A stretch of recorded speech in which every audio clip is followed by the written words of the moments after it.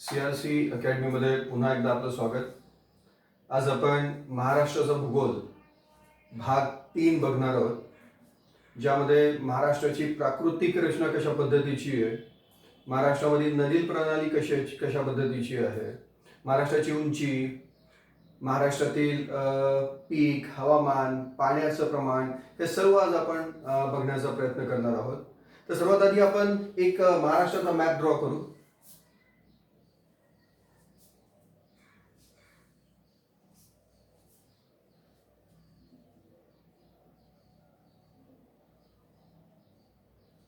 कारण जर तुम्हाला भूगोल शिकायचा आहे तर तुम्हाला महाराष्ट्र पूर्णतः समजून घेता आला पाहिजे.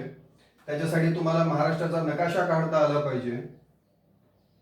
आणि सोबतच एक सर्वात महत्त्वाची गोष्ट जी तुम्हाला अभ्यासायची आहे ती म्हणजे, जर खरंच तुम्हाला महाराष्ट्राचा भूगोल शिकायचा आहे तर तुम्हाला बोट लावील तेथे जिल्हा, म्हणजे महाराष्ट्राच्या नकाशावर कोणत्याही ठिकाणी जर बोट लावलं तर त्या ठिकाणचा जिल्हा तुम्हाला सांगता आला पाहिजे.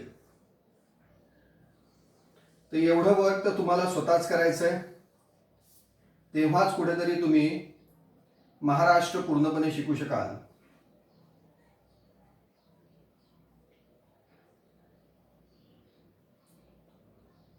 तर हा आपला महाराष्ट्र व्यवस्थित जसा जमलाय तसा. तर या महाराष्ट्राची संपूर्ण रचना आज आपल्याला शिकायची आहे, संपूर्ण रचना. तर याच्यामधला पहिला मुद्दा समजून घेऊ की ही महाराष्ट्राची, आपण मागच्या लेक्चरमध्ये शिकलोच आहोत की महाराष्ट्र निर्माण कसा झालं. ज्याच्यामधला विदर्भाचा भाग, मराठवाड्याचा भाग हा प्रदेश नंतर ऍड करण्यात आला 1956 मध्ये, जेव्हा द्विभाषिक राज्य निर्माण झालं. तर हे सर्व झालेलं आहे. आज आपण महाराष्ट्राच्या प्राकृतिक रचनेबद्दल समजून घेऊ. तर महाराष्ट्राचा हा जो पार्ट आहे, जिथे मी एक रेष ओढलेली आहे, याला आपण महाराष्ट्रामधलं पर्वत मानतो, मुख्य पर्वत मानतो. हे आहे सह्याद्री पर्वत. कोणतं? सह्याद्री. याच पर्वताला पश्चिम घाट सुद्धा म्हटलं जातं. पण पश्चिम घाट हा शब्द केव्हा वापरायचा, तर संपूर्ण भारतामध्ये जेव्हा ही पर्वतरांग दाखवली जाईल तेव्हा याला पश्चिम घाट म्हटलं जातं. परंतु महाराष्ट्रामध्ये या पर्वतरांगेला फक्त आणि फक्त सह्याद्री या नावाने ओळखलं जातं. हे लक्षात ठेवणं गरजेचं. त्यानंतर महाराष्ट्रामध्ये आणखी एक पर्वतरांग जाते, ती इथनं सर्वात वरून. तर ही पर्वतरांग म्हणजे सातपुडा पर्वत. कोणतं? सातपुडा पर्वत. आणि हे महाराष्ट्राला फक्त या दोन ठिकाणी म्हणजे एक तर नंदुरबार जिल्ह्यामध्ये आणि दुसरं म्हणजे अमरावती जिल्ह्यामध्ये टच होऊन जाते. महाराष्ट्राला कोणत्याच ठिकाणी या दोन जिल्ह्यांव्यतिरिक्त सातपुडा पर्वत लागून जात नाही. म्हणजे महाराष्ट्रामध्ये फक्त आणि फक्त नंदुरबार आणि अमरावती या दोनच जिल्ह्यामधनं सातपुडा पर्वत जात आहे. आता पर्वताची जर संकल्पना विचारात घेतली तर महाराष्ट्रामध्ये हे दोनच पर्वत आहेत, एक सातपुडा आणि दुसरं सह्याद्री. महाराष्ट्रामध्ये हे दोनच मूळ पर्वत आहेत. याच्या व्यतिरिक्त जे काही आहेत त्यांना आपण महाराष्ट्रातील डोंगर रांगा म्हणतो. ज्याचं स्वतःचं मूळ अस्तित्व आहे त्यालाच आपण पर्वत या शब्दाने नाव घेऊ शकतो, पर्वत म्हणू शकतो. परंतु जे या पर्वताच्या उपरांगा असतात त्यांना आपण पर्वत रांगा म्हणत नाही, तर त्यांना आपण डोंगर रांगा म्हणतो. तर त्याच्यामधली पहिली पर्वतरांग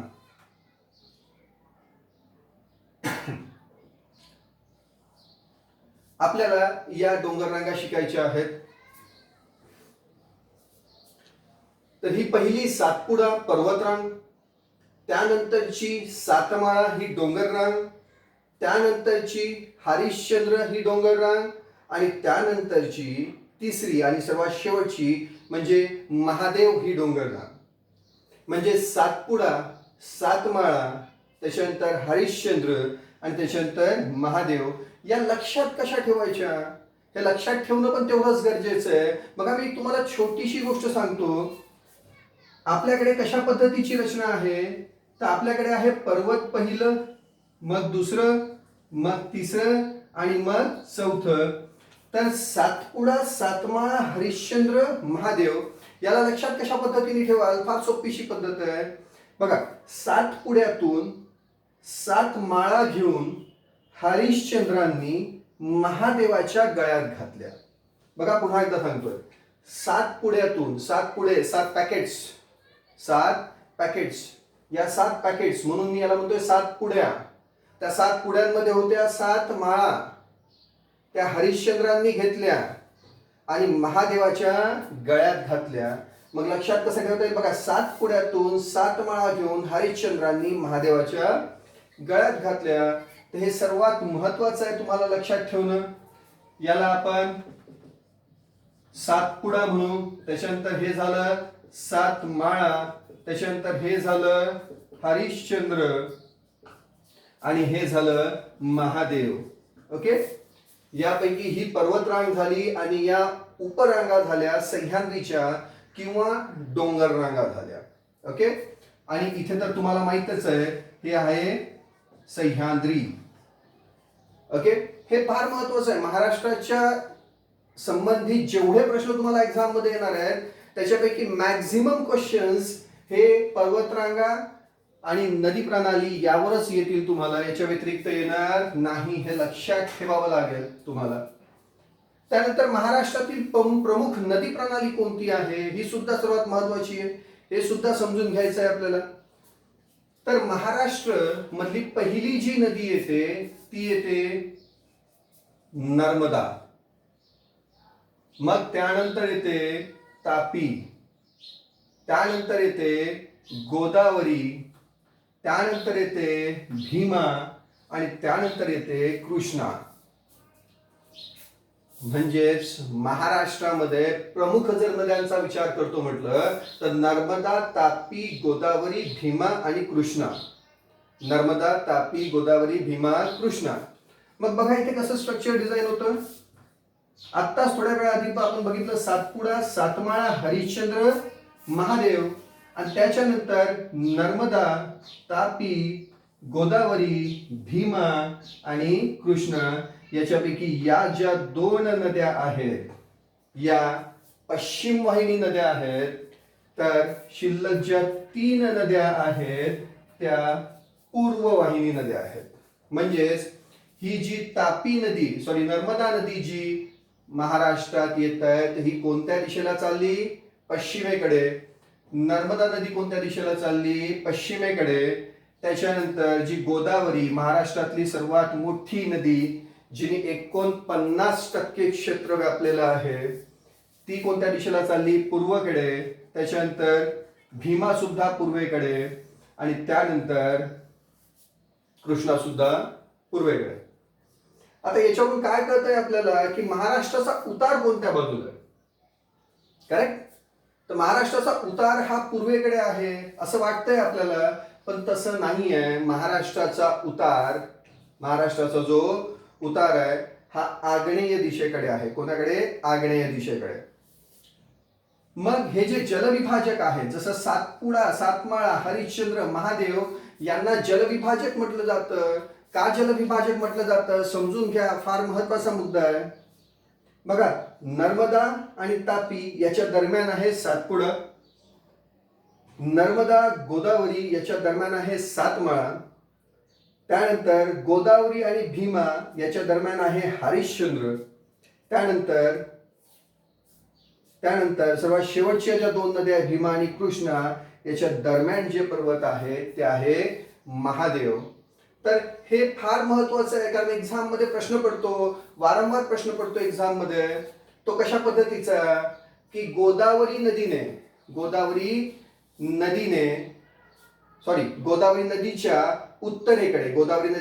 उत्तरेकडे कोणतं पर्वत आहे? तर ही आहे गोदावरी नदी. गोदावरी नदीच्या उत्तरेकडे सातमाळा पर्वत आहे.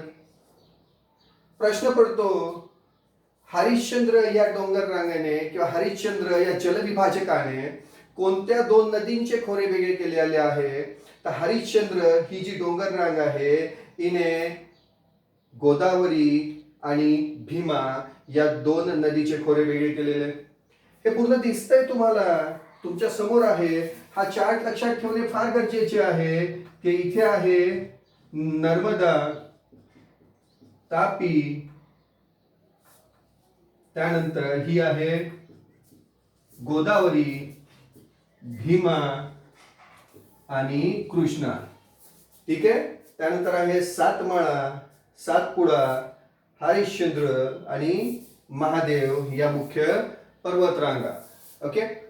आता याच्यानंतर काय, त्याच्यानंतर महाराष्ट्राच्या उंचीबद्दल थोडंसं समजून घेऊ आपण. तर महाराष्ट्राची उंची जी आहे ती पूर्वेकडून पश्चिमेकडे वाढत जाते. म्हणजेच विदर्भामध्ये महाराष्ट्राची उंची फार कमी आहे आणि ती अशी उंच होत ही कुठे वाढत चालली आहे, तर ही पश्चिमेकडे वाढत चाललेली आहे आणि पश्चिमेला ती सर्वात जास्त आहे. पश्चिमेला सर्वात जास्त म्हणजे मी कोकणाबद्दल बोलत नाहीये, कोकणाबद्दल बोलत नाहीये, कारण कोकणामध्ये आपल्याला समुद्र सपाटी मिळते.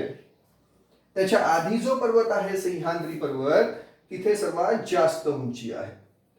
मग दक्षिणेकडून जेव्हा आपण उत्तरेकडे जातो तर तशी पण उंची वाढत जाते, तशी पण उंची वाढत जाते. म्हणजेच महाराष्ट्राचा जर पीक पॉइंट काढतो म्हटलं, महाराष्ट्राचा सर्वात उंच प्रदेश काढतोय म्हटलं आपण, तर पूर्वेकडून पश्चिमेकडे उंची वाढत गेली, दक्षिणेकडून उत्तरेकडे वाढत गेली. म्हणून हा जो प्रदेश आहे ज्याला आपण तापी नदीच्या खोऱ्यांचा प्रदेश म्हणतो, या प्रदेशाची उंची इतर प्रदेशांच्या तुलनेत जास्त आहे. तर यानुसार आता महाराष्ट्राच्या उंचीचा जेव्हा आपण विचार करतोय तर हा प्रदेश उंच होत चाललाय. करेक्ट. इथे एक मधात जलविभाजक आलं, ज्यांनी कोकणातल्या नद्या वेगळ्या केल्या, ज्याला आपण सह्याद्री पर्वत म्हणू, आणि या झाल्या पठारावरच्या नद्या. करेक्ट. त्यानंतर हे जे आडवे जलविभाजक आहेत ते आहेत सातपुडा, सातमाळा, हरिश्चंद्र, महादेव. जसं मी तुम्हाला सांगितलेलं आत्ताच एका मिनिटापूर्वी. हे लक्षात कसं ठेवायचं, सातपुड्यातून सातमाळा घेऊन हरिश्चंद्रांनी महादेवाच्या गळ्यात घातल्या. या आडव्या 4 पर्वतरांगा, डोंगर रांगा झाल्या. करेक्ट. उभी एकच रांग लक्षात ठेवायची आहे जिचं नाव आहे सह्याद्री, जिने कोकण आणि पठार असे 2 भाग केलेले आहेत. करेक्ट. आता या सर्व प्रकारामध्ये तुम्हाला विदर्भ सुटलेला दिसतो, विदर्भ सुटलेला दिसतोय. तर विदर्भ का सुटला, मी तुम्हाला आत्ताच बोललो की ही जी उंची आहे विदर्भाची ती फार कमी आहे आणि या ज्या डोंगर रांगा आहेत या सुद्धा पूर्णतः विदर्भापर्यंत पोहोचलेल्या नाही आहेत. म्हणून विदर्भातल्या ज्या नद्या आहेत त्या तुम्हाला दक्षिणेकडे वाहताना दिसतात. बघा, मग एवढ्या मॅप मध्ये आपण काय शिकलो आता, जवळपास आपण 70% नदी प्रणाली शिकलेलो आहोत. 70% नदी प्रणाली ही जर का नदी प्रणाली तुम्ही अशीची अशी लक्षात ठेवली तर बाकीची हवामान पद्धती, पीक पद्धती हे सर्व तुम्हाला इझिली लक्षात ठेवता येईल. फार सोपं आहे, फार सोपं आहे. पुन्हा एकदा सांगतोय, लक्ष द्या. प्रश्न पडेल एक्झाम मध्ये, महाराष्ट्रामधील नद्या या कोणत्या दिशेला वाहतात. ओके. अब टेक्निकली ये क्वेश्चन रॉंग आहे, म्हणजे चुकीचा आहे. हा प्रश्न चुकीचा आहे. मी चुकीचा का म्हटलं, कारण महाराष्ट्रामध्ये पूर्व वाहिनी नद्या आहेत, पश्चिम वाहिनी नद्या आहेत, दक्षिण वाहिनी पण नद्या आहेत. मग या प्रश्नाचं उत्तर काय द्यायचं, तर या प्रश्नाचा अर्थ असा जाणून घ्यायचा की महाराष्ट्राच्या पठारावरील नद्यांचा प्रश्न आहे आणि महाराष्ट्र पठारावरील नद्या या पूर्व वाहिनी आहेत, म्हणून याचं उत्तर येईल पूर्व. पण जर त्यांनी हा प्रश्न असा विचारला की विदर्भातल्या नद्या कोणत्या दिशेला वाहतात, विदर्भातल्या नद्या कोणत्या दिशेला वाहतात, त्यावेळेस आपलं उत्तर पाहिजे की त्या दक्षिण दिशेला वाहतात. दक्षिण दिशेला. का दक्षिण दिशेला, कारण तिथे कोणतेही मोठं जलविभाजक नाही, म्हणून ते डायरेक्टली खाली वाहतात दक्षिण दिशेला. त्यांनी विचारलं महाराष्ट्रामध्ये पूर्व वाहिनी नद्या कुठे वाहतात, तर महाराष्ट्रामधील पूर्व वाहिन्या नद्या या महाराष्ट्र पठारावर आढळतील, ज्याच्यामध्ये प्रमुख नदी गोदावरी, त्याच्यानंतर कोणती होती भीमा, आणि त्यानंतर कोणती कृष्णा. महाराष्ट्रामध्ये पश्चिम वाहिनी नद्या कुठे वाहतात असा प्रश्न विचारल्यास काय कराल, तर महाराष्ट्रामधल्या पश्चिम वाहिनी नद्या पूर्णतः कोकणामध्ये ज्या नद्या आहेत त्या संपूर्ण नद्या या पश्चिम वाहिनी आहेत. सोबतच दोन पठारावरच्या नद्या, एक नर्मदा, दुसरी तापी.